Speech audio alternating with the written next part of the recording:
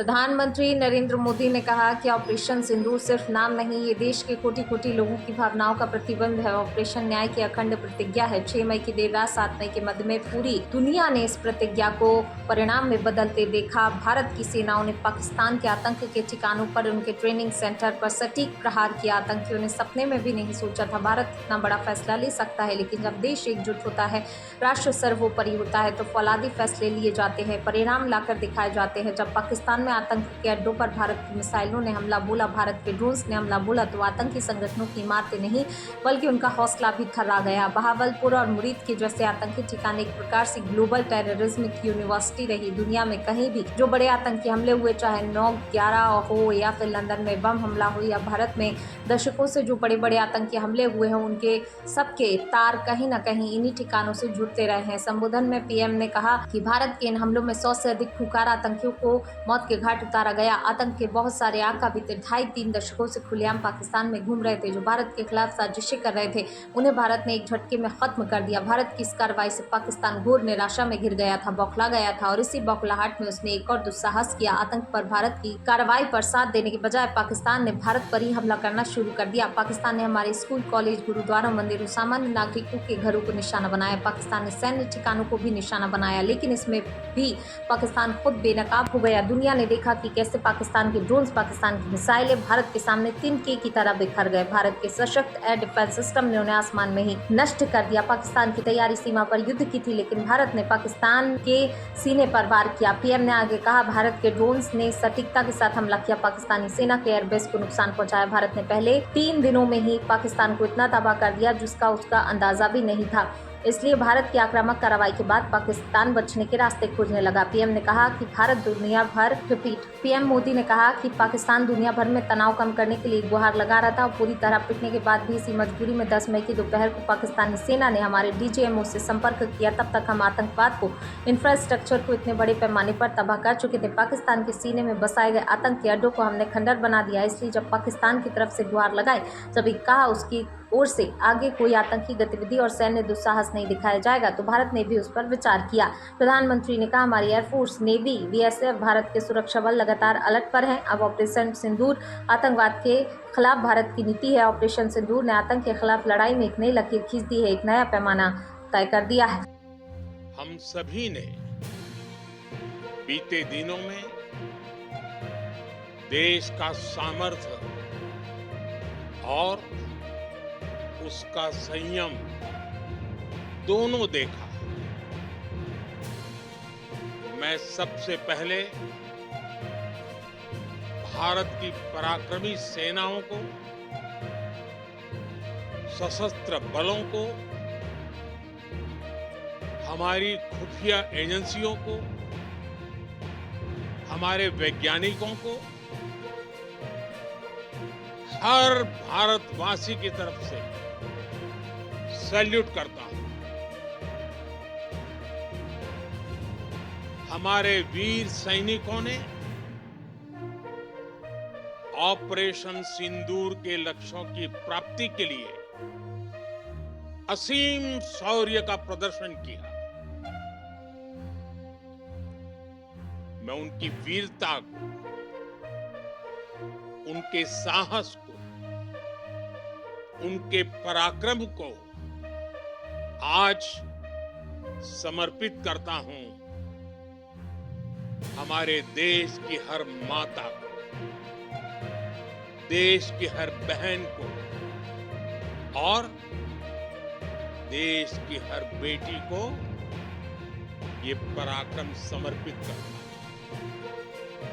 साथियों, 22 अप्रैल को पहलगाम में आतंकवादियों ने जो बर्बरता दिखाई थी, उसने देश और दुनिया को झकझोर दिया। छुट्टियां मना रहे निर्दोष मासूम नागरिकों को धर्म पुष्कर उनके परिवार के सामने, उनके बच्चों के सामने बेरहमी से मार डालना,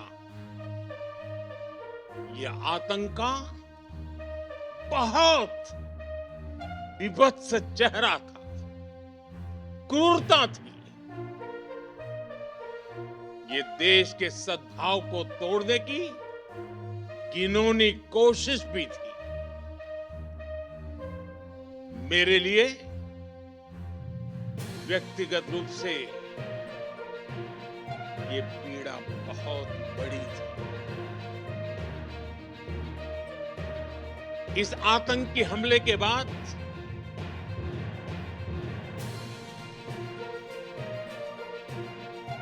सारा राष्ट्र, हर नागरिक, हर समाज, हर वर्ग, हर राजनीतिक दल एक स्वर में आतंक के खिलाफ कड़ी कार्रवाई के लिए उठ खड़ा। हमने आतंकवादियों को मिट्टी में मिलाने के लिए भारत की सेनाओं को पूरी छूट दे दी और आज हर आतंकी, आतंक का हर संगठन जान चुका है कि हमारी बहनों बेटियों के माथे से सिंदूर हटाने का अंजाम क्या होता है। साथियों, ऑपरेशन सिंदूर ये सिर्फ नाम नहीं है, ये देश के कोटि कोटि लोगों की भावनाओं का प्रतिबिंब है। ऑपरेशन सिंदूर न्याय की अखंड प्रतिज्ञा है।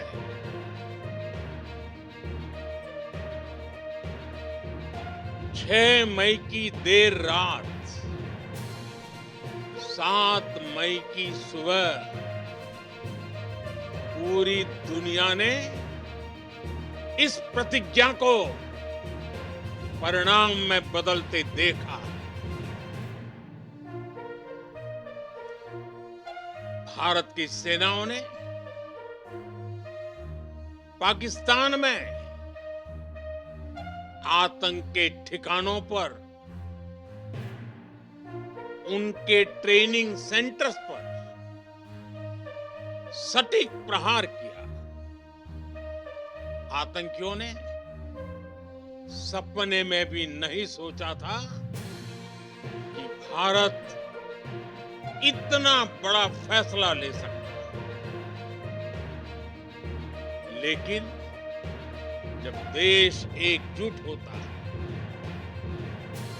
नेशन फर्स्ट की भावना से भरा होता है,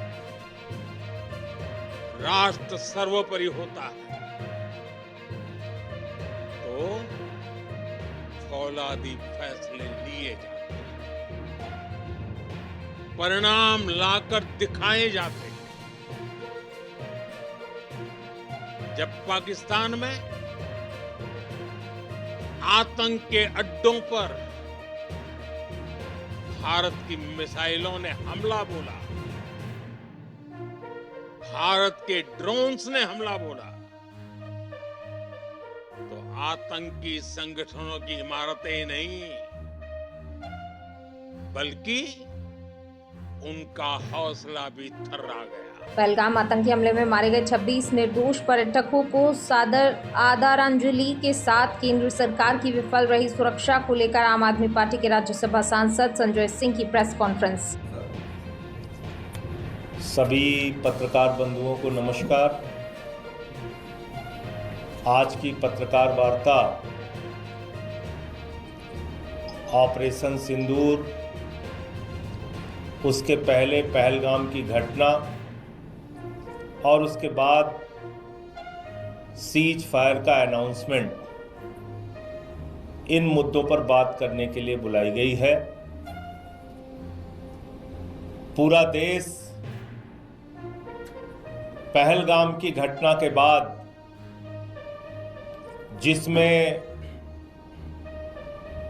भारत के 25 और नेपाल के 1 निर्दोष निहत्थे लोगों की आतंकवादियों ने गोली मार के हत्या कर दी। बहनों के माथे के सिंदूर उजाड़ दिए। 200 किलोमीटर हिंदुस्तान की धरती में पाकिस्तानी आतंकवादी आता है, पाकिस्तान के द्वारा पोषित फंडिंग किया हुआ आतंकवादी आता है, हमारे निर्दोष निहत्थे लोगों को मार के चला जाता है, बहनों के सिंदूर उजाड़ के चला जाता है। और उस घटना से पूरे देश में आक्रोश और गुस्सा है। आज भी लोग भूल नहीं पाए हैं उसको। उसके बाद भारत की सरकार सर्वदलीय बैठक बुलाती है, पूरी घटना की जानकारी देती है और फिर ऑपरेशन सिंदूर की शुरुआत भारतीय सेना के द्वारा किया जाता है। भारत की सेना ने अपना गौरव, अपना पराक्रम, अपना शौर्य, अपनी बहादुरी का परिचय दिया। पाकिस्तान में घुस के 9 आतंकी ठिकानों को ध्वस्त कर दिया, बर्बाद कर दिया। हम सेना के शौर्य को नमन करते हैं, उनकी बहादुरी को नमन करते हैं। भारत की सेना ने आतंकवादियों और आतंकवाद का समर्थन करने वाले उनके सहयोगियों को 100 से अधिक संख्या में मारा। यह जानकारी सर्वदलीय बैठक में सरकार के द्वारा दी गई। 100 से ज्यादा आतंकवादी, और यह भी बताया कि 21 आतंकवादी ठिकाने। और सरकार ने कहा ऑपरेशन सिंदूर जारी है। मतलब साफ है, वो 21 के 21 ठिकाने ध्वस्त होंगे। वो जो आतंकवादी पाकिस्तान से आके हमारी बहनों के मांगों के सिंदूर उजाड़ के गए, उन आतंकवादियों का नाश होगा, उनको मारा जाएगा, उनको पकड़ा जाएगा। क्योंकि ऑपरेशन सिंदूर तो शुरू उस वजह से हुआ कि पहलगाम में आतंकवादी आते हैं, वो निर्दोष लोगों को मार के चले गए। लेकिन जब भारतीय सेना इतनी बहादुरी का परिचय दे रही थी, पाकिस्तान को उनके घर में घुस के मार रही थी, हमारे जो तकनीक का विस्तार है वो इतना प्रबल था कि हमने पाकिस्तान की तरफ से होने वाले ड्रोन अटैक्स को विफल किया, हवा में विफल किया, उनके एयरबेस सिस्टम को नष्ट किया, उनके ड्रोन्स को नष्ट किया। जब पाकिस्तान के द्वारा गुरुद्वारे पे हमला हुआ, राजौरी में हमारे एडीसी राजकुमार थापा जी की मृत्यु हो गई, हवालदार दिनेश शर्मा शहीद हो गए, अली शेख जी शहीद हो गए, सब इंस्पेक्टर इम्तियाज शहीद हो गए, पवन कुमार जी शहीद हो गए, राजस्थान के हमारे लाल शहीद हो गए। हमारे सेना के जवान अपनी शहादत देकर पाकिस्तानियों के आतंकवाद का मुकाबला कर रहे थे, पाकिस्तानियों के सेना के हर हमले का मुकाबला कर रहे थे। जब हमारे पास एक बड़ा मौका था भारतीय सेना के पास कि हम पीओके के ऊपर कब्जा कर सकते थे, वो पाक अधिकृत कश्मीर जहां पे आतंकवादी अड्डे हैं, जहां पे आतंकवादियों को पनाह दी जाती है,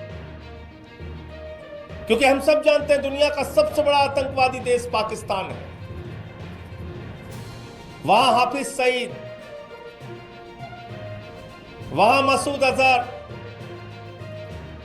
वहां ओसामा बिन लादेन भी था। आतंकवादियों के बड़े बड़े अड्डे और जब मसूद अजहर के परिवार के लोगों को निशाना बनाया गया तो सेना के अधिकारी उनके अंतिम संस्कार में शामिल होते हैं।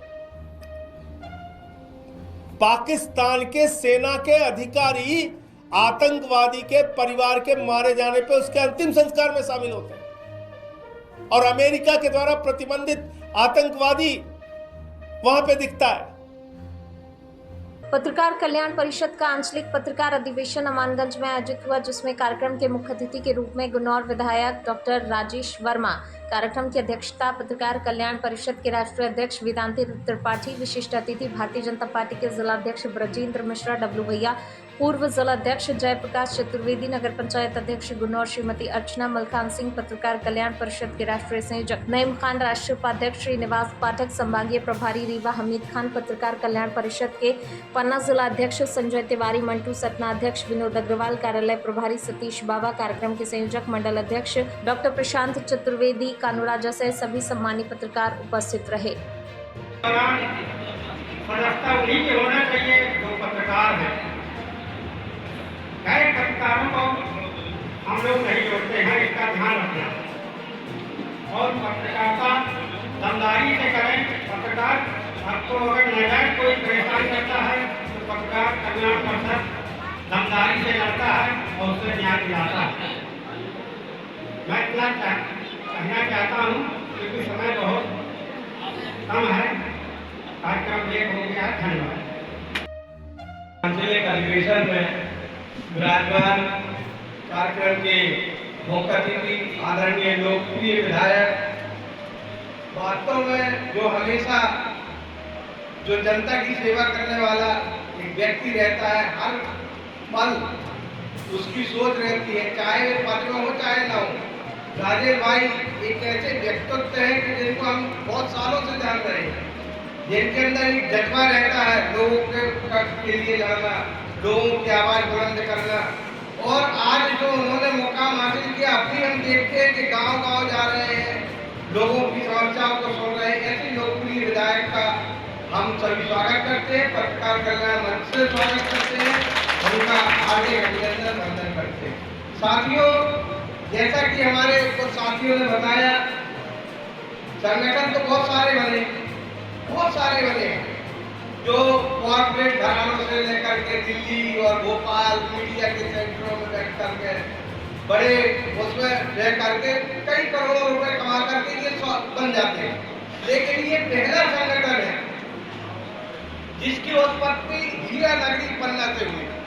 ये आप लोगों के लिए बहुत बड़ी बात है और उत्पत्ति भी कैसे हुई ये भी एक बहुत बड़ी बात है। इसको क्योंकि मैं आदरणीय मंच से क्षमा चाहूँगा, थोड़ा सा समय जरूर लगेगा, लेकिन मैं थोड़ा सा ये बात रखना चाहता हूँ।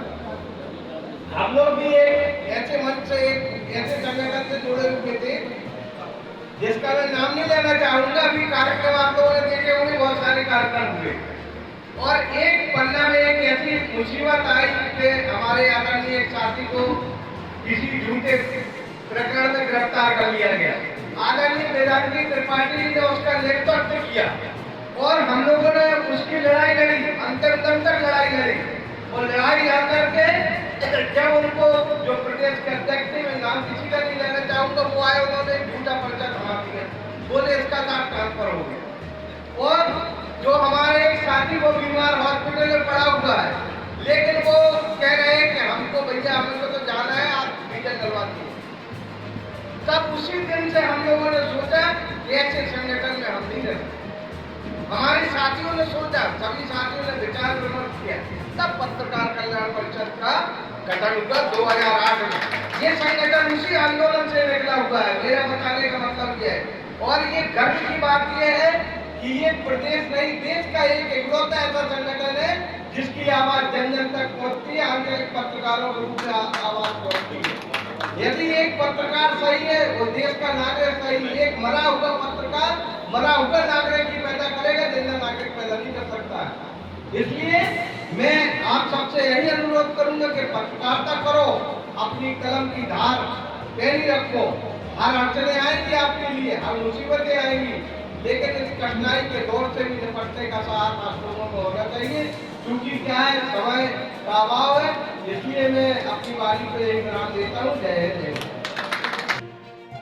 बड़ी समस्या है पत्रकारिता की।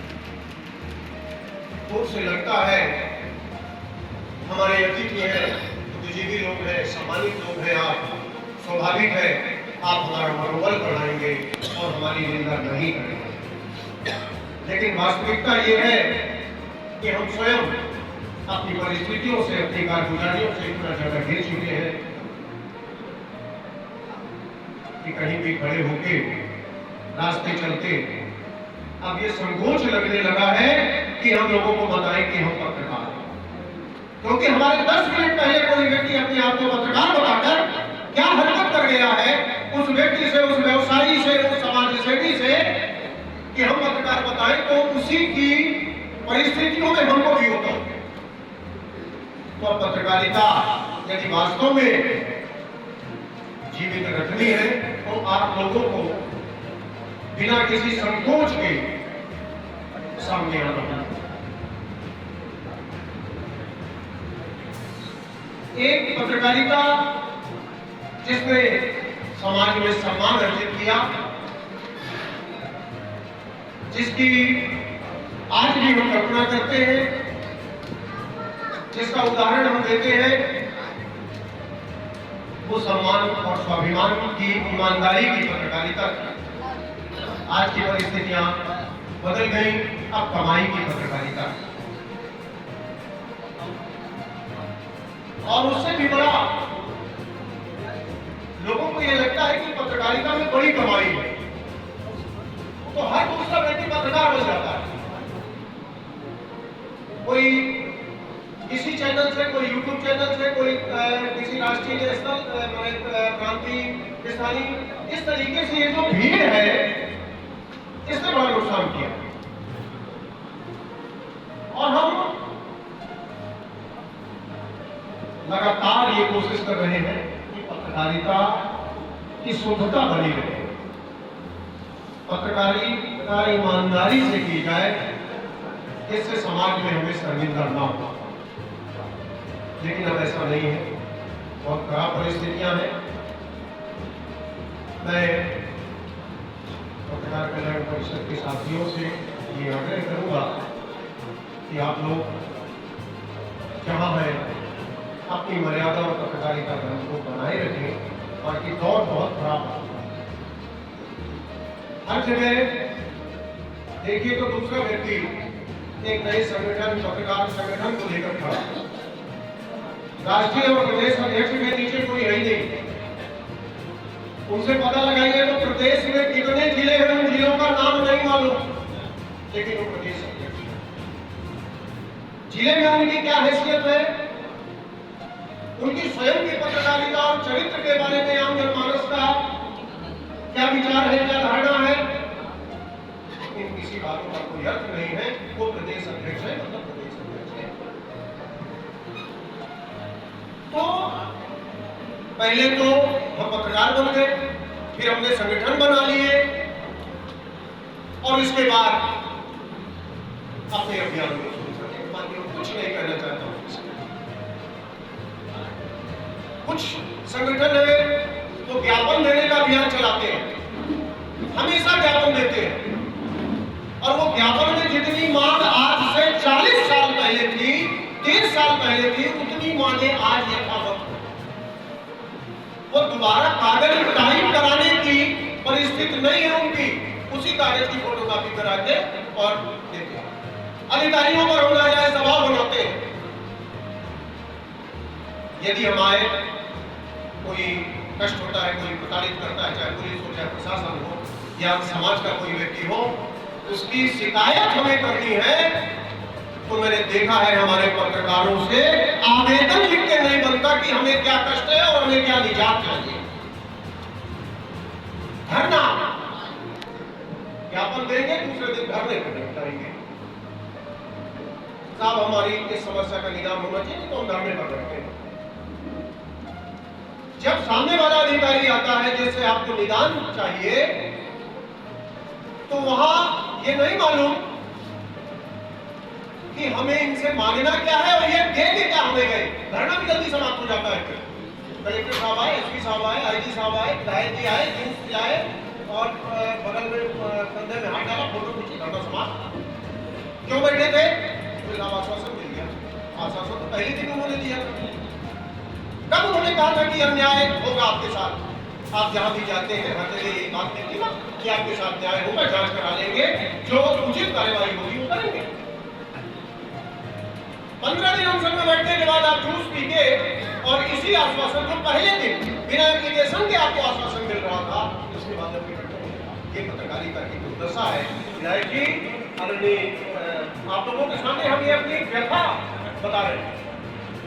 ये आज की पत्रकारिता और आज के संगठन और आज की परिस्थितियां ये हो गई, इसलिए पत्रकार का मान घटा है, सम्मान घटा है और उसकी कोई पूछ कहीं नहीं है। यदि हमने अपने आचरण को नहीं सुधारा तो और भी आगे दुर्गत कमानी है। आज जो व्यक्ति कॉलेज से निकला या किसी व्यवसाय में नहीं सफल हो पाया, कुछ नहीं हुआ तो पत्रकार बन गया, तो पत्रकार बन के वो निकल गया। अभी हम लोग गेस्ट हाउस में बैठे थे, हमारे जिला अध्यक्ष से बात हो रही थी। एक ही बात आई, पत्रकार किसी का नाम ले लें, किसी की संगठन की कोई नहीं, बोले सवेरे से वो पत्रकार फोन लगाते हैं ग्राम पंचायतों में, सरपंच को, सेक्रेटरी को, सरपंच को, सेक्रेटरी को 20-25 फोन लगाए। 2-4 लोगों ने दया कर ली, 2-4 लोगों ने उनकी ताकत मान ली, कुछ कर लिया, 500-500 रुपए देने को 1000-2000। इस पत्रकारिता से आप क्या हासिल करना चाहते हैं? पत्रकार कल्याण परिषद इस पत्रकारिता के विरोध में संगठित होकर स्वच्छ पत्रकारिता की वकालत हम यही पत्रकारिता थी और आज की जो पत्रकारिता है, जैसे त्रिपाठी जी मन से कह रहे थे, हमारा सम्मान हमारे हाथ में। और हमें याद है कि जब गौरीशंकर शेजवार नेता प्रतिपक्ष थे और पन्ना में जब मुख्यमंत्री जी आए थे, तो उस मुख्यमंत्री जी के कार्यक्रम के बाद में जैसे ही दौरा शेजवार साहब का हुआ और उनने जो काम के बदले अनाज की योजना चलती थी और अकोला में जाके जब तालाब का निरीक्षण किया, उस समय कलेक्टर गंगा लेकर पन्ना में थे और कलेक्टर गंगा लेकर पन्ना में थे तो पत्रकार वार्ता जब चल रही थी तो उसकी सूचना कलेक्टर ने पत्रकारों को नहीं दी। तो सभी पत्रकार मिलके शेजवार साहब के पास पहुंचे और ये कहा कि साहब कलेक्टर ने हमें सूचना नहीं दी। तो कलेक्टर के ये शब्द थे कि साहब पन्ना में पत्रकार जो है यहाँ तो घाट है। उसमें पूरे पत्रकारों ने विरोध किया और सब पत्रकार मिलके जब शेजवार साहब के साथ पहुंचे तो उन्हें शिकायत की तो नेता प्रतिपक्ष ने ये कहा कि आपकी जेब में पेन है? बोले हाँ है। इसमें स्याही है? बोले हाँ है। बोले आप लिखो, अगर आप लिखेंगे इसी में आपकी छवि बनेगी।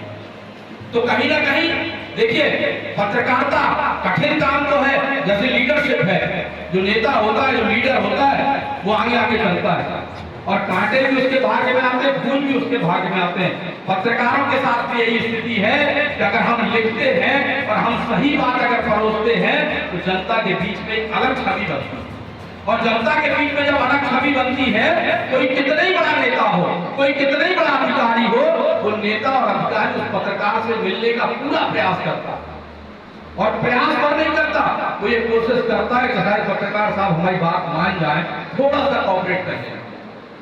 ये भी स्थितियां निर्मित होती और ये स्थितियां ऐसी निर्मित नहीं होती, ये निर्मित तब होती है स्थितियां जब हम तलवार की धार पे चलते हैं। बहुत सारे पत्रकार होते हैं, एक पत्रकार साहब से वो फोन लगा रहे थे, रिकॉर्डिंग चल रही थी, कहां तक आ गए, हम पानी की टंकी के नीचे खड़े, आपसे तो इतने की बात भई थी, आपने इतने तो दही नहीं, फिर वो रिकॉर्डिंग वायरल हो गई। ये भी स्थितियां होती और ये भी स्थितियां होती हैं कि कुछ ऐसे पत्रकार होते हैं जिनको हम लोग ढूंढते हैं, यार 5 मिनट का समय मिल जाता, भाई साहब समय दे देते तो इनके साथ बैठ गए। हमने जब राजनीतिक क्षेत्र में राजनीति शुरू की तो आप कल्पना नहीं करेंगे, तो पत्रकार साथी हमारे बहुत अच्छे मित्र हैं, पन्ना में नहीं भाई जानते, हमारे मित्र साथी हमसे कहा करते थे कि आप संपादकीय पढ़ा करें, अगर संपादकीय पढ़ोगे तो आपको बोलते बनने लगे। एक तो मित्र हमारे ऐसे हैं कि हम जब नेता नहीं थे, कुछ नहीं थे, तो बोले एक काम करो, सतना जाओ, बाबूलाल गौड़ जी आए थे, बोले आपको कुछ नहीं करना, कोरा कागज लेना और मंत्री जी को पकड़ा देना, हम समाचार बता देंगे। हमने कहा बढ़िया है। हम पटना से गए, उस समय गाड़ी और जीप होती थी 800 रुपए में किराए पे मिलती थी।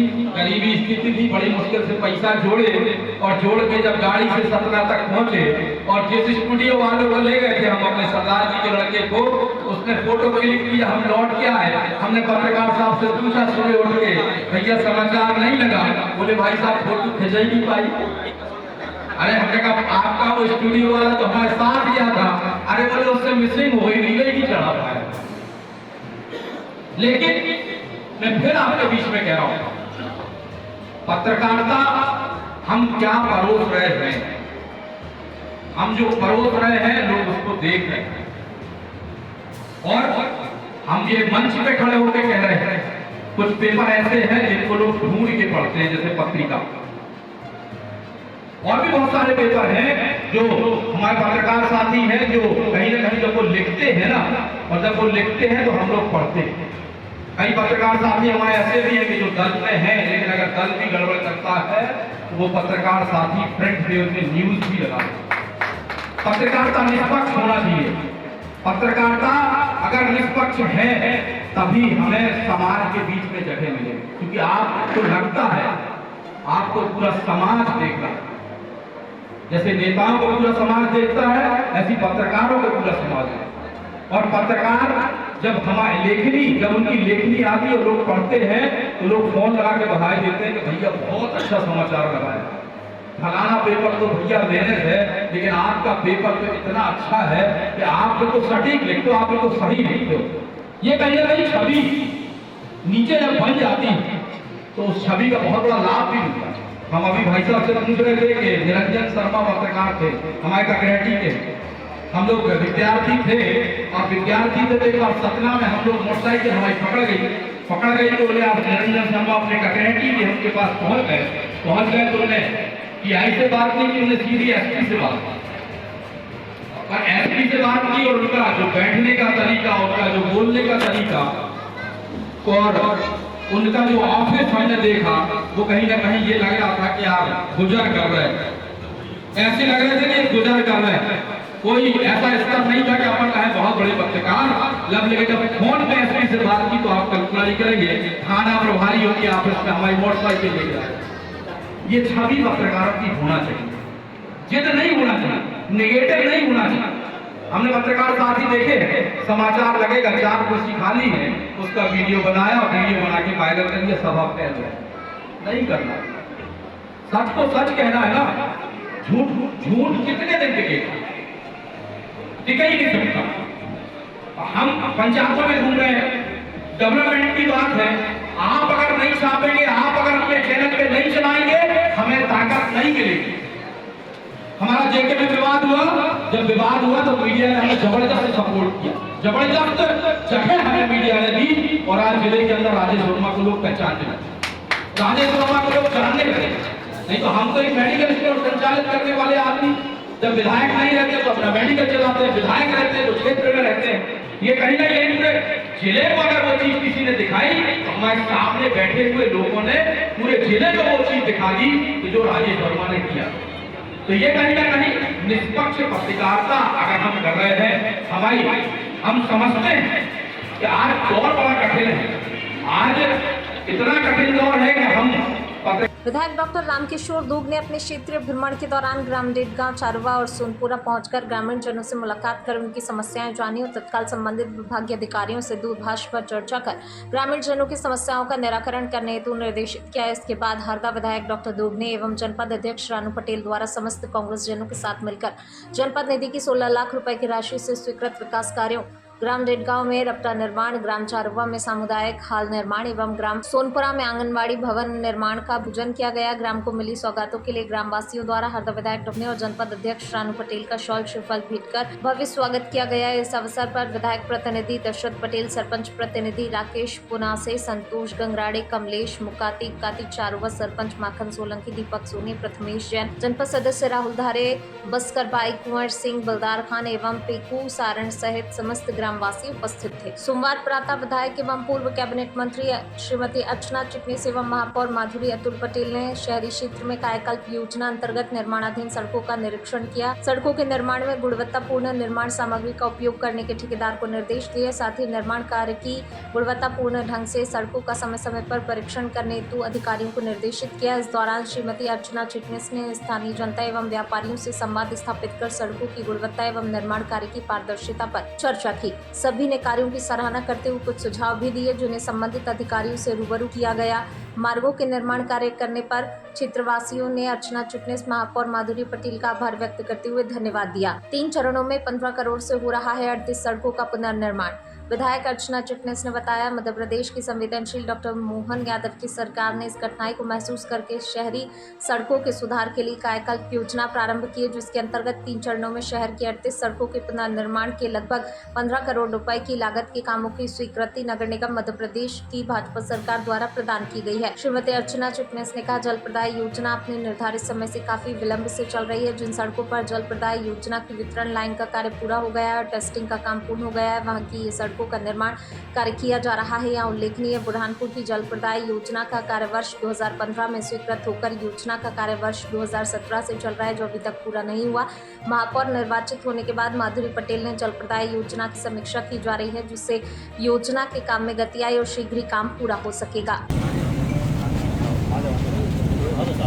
बुरहानपुर की प्रथम नागरिक हमारी महापौर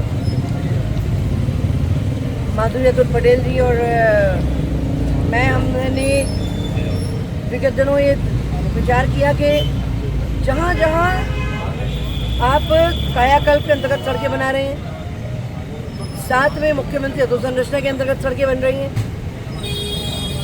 जो ये सड़कें खुद ही और पूरी तरीके से इसका मरम्मत नहीं हो पाई बनने के बाद में, उसके लिए 12 करोड़ विधानसभा में प्रश्न लगा के एक एडिशनल पैसा लाने का प्रयास भी हमने किया।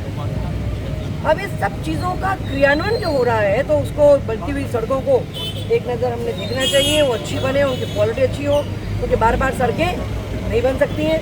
जहाँ नहीं बन रही हैं, कोई कठिनाई है, उसकी परिपूर्ति की जाए। और आज अचानक से बस निरीक्षण करने और जन सामान्य के बीच में मिलने जुलने, उनकी समस्याएं सुनने के लिए इकट्ठे हुए, और जब आए तो पता ट्रैफिक को लेके बहुत सारे इशू ध्यान में आए और उसे भी सुधारेंगे, सुचारू करेंगे। अब जब देश के प्रधानमंत्री आतंकवादियों को मुंह तोड़ जवाब दे सकते हैं, उनका पूरी तरीके से मटिया मेट कर सकते हैं, तो हमारे सामने जो छोटी छोटी समस्याएं हैं, हम उनका पूरा अच्छी तरीके से समाधान करेंगे। लाभ मिल रहा है, बनना भी शुरू हो गया है।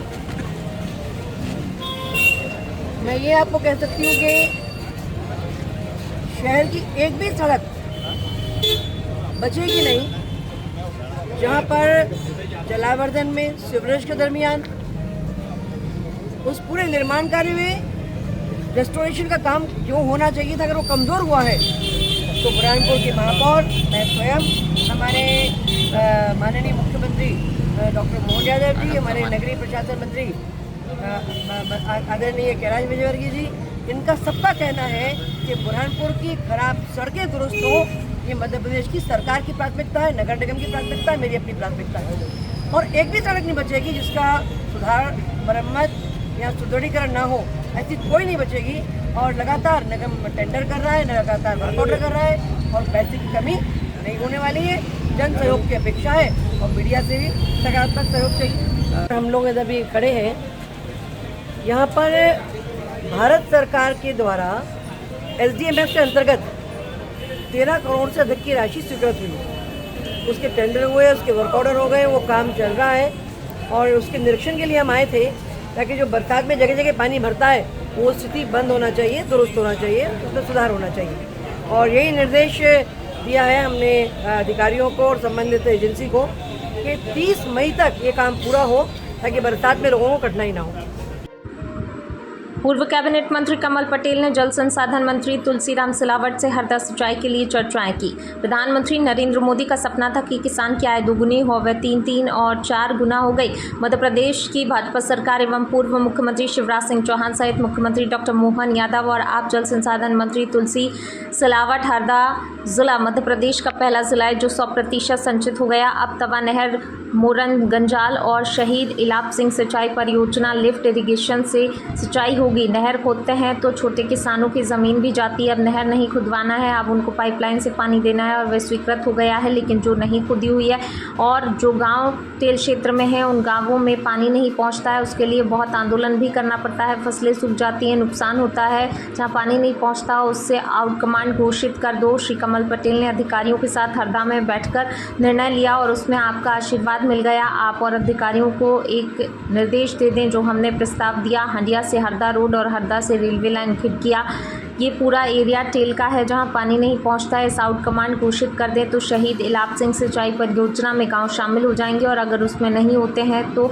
आप नहर विभाग को निर्देश दें कि इसमें पाइपलाइन के माध्यम से पानी दिया जाए ताकि किसान की ज़मीन बच जाए और पानी पहुंच जाए। और नर्मदा के बैकवाटर पानी पर्याप्त है, उसे किसानों को 12 महीने ही पानी मिलेगा। इतना आपको करना है। जल संसाधन मंत्री तुलसी सिलावट ने कहा, आप जानते हैं कमल पटेल मध्य प्रदेश के पूर्व मंत्री हैं, भाजपा के वरिष्ठ नेता हैं, मेरे छोटे भाई और इन्होंने हमेशा सिंचाई के लिए लड़ाई लड़ी, किसानों की लड़ाई लड़ी। जब राजस्व मंत्री थे तभी इन्होंने अच्छे काम किए। जब एक भाई दूसरे भाई से बोलता है तो बड़े भाई का दायित्व है कि मध्य प्रदेश का पहला जिला हरदा 100% संचित किया जाए।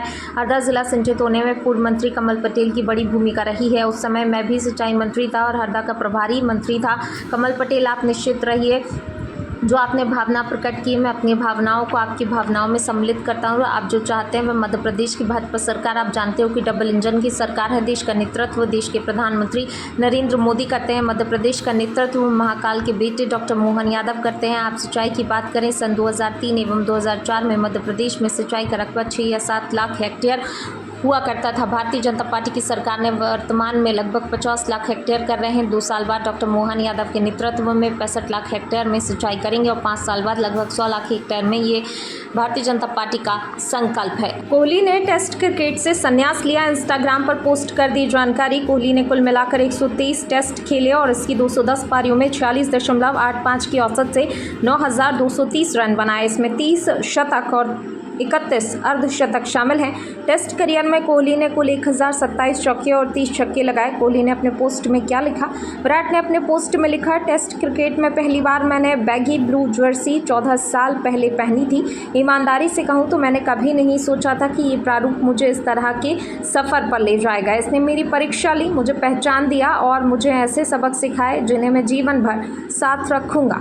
खबर मध्य प्रदेश के हरदा से है, जहाँ पर छिपावर थाना पुलिस टीम ने महत्वपूर्ण कार्रवाई करते हुए अवैध मादक पदार्थ की तस्करी में लिप्त 3 आरोपियों को गिरफ्तार किया। आरोपियों के पास से अफीम 502 ग्राम जिसकी अनुमानित कीमत 5 लाख है, एमडी 59 ग्राम की कीमत लगभग 5,90,000। इसके साथ अवैध मादक पदार्थ कच्चा माल 183 ग्राम जिसकी कीमत लगभग 18,000 रुपये बताई गई है। इसके साथ ही आरोपियों के पास से 4 मोबाइल फोन, एक ब्रज कार समेत नगद 1,15,750 रुपये जब्त किए। इस प्रकार कुल जब्त की गई संपत्ति का अनुमानित मूल्य 22,54,750 है। बता दें, पुलिस अधीक्षक अभिनव चौकसी और अतिरिक्त पुलिस अधीक्षक हरदा के कुशल निर्देशन और एसडीओपी खिड़किया के मार्गदर्शन में थाना प्रभारी आरपी कवरेती के नेतृत्व में छिपावर पुलिस ने बड़ी सफलता हासिल की है। पुलिस अधीक्षक अभिनव चौकसी ने मीडिया को बताया, पुलिस को मुखबिर से मिली सूचना के आधार पर छिपावर पुलिस ने भिरंगी रेलवे गेट के आगे हरदा रोड पर पटेल ढाबे के पास नहर किनारे रेलवे लाइन की ओर जाने वाले कच्चे रास्ते पर घेराबंदी की। इस दौरान छिपावर पुलिस ने 3 आरोपियों को धर दबोचा। 25 की घटना है। यह सुबह करीब 6:30 बजे इनकी जब्ती बनाई गई है। इसमें 3 आरोपी कपिल बिश्नोई, दीपक शर्मा और आकाश बिश्नोई पटेल ढाबे के पास खंडवा रोड पे ये तीनों कार के अंदर बैठे हुए थे। इन तीनों की जब तलाशी ली गई तो तीनों की तलाशी के बाद इसमें करीब 5 किलो अफीम मिला है और 59 ग्राम एमडी मिला है। साथ में इनके पास करीब 1,15,750 नगद रुपए मिले हैं और 180 ग्राम इसमें मिक्सिंग पाउडर भी मिला है। और ये सब जब्ती का जब टोटल आकलन किया जाता है तो ये करीब 22 लाख रुपए के करीब पहुंचता है। इन तीनों में से आकाश कपिल बिश्नोई के पूर्व के रिकॉर्ड हैं और दीपक शर्मा के भी पूर्व के रिकॉर्ड हैं और अभी इन पे प्रकरण एनडीपीएस एक्ट के अंदर दर्ज किया गया है, इनकी गिरफ्तारी की गई है। पहले भी ये एमडी के मामले में पकड़ा जाता है या कुछ ऐसे मामले? हाँ, ये पहले भी नारकोटिक्स एक्ट के अंदर पकड़ाए गए हैं। ये पता चला कि तस्करी की विनायक हो सकता है। ये अभी तो फिलहाल इनसे पूछताछ जारी है क्योंकि गिरफ्तारी अभी सुबह ही हुई है। इनकी प्रॉपर पुलिस रिमांड ली जाएगी 3 दिनों की और उसमें इनसे पूछताछ की जाएगी।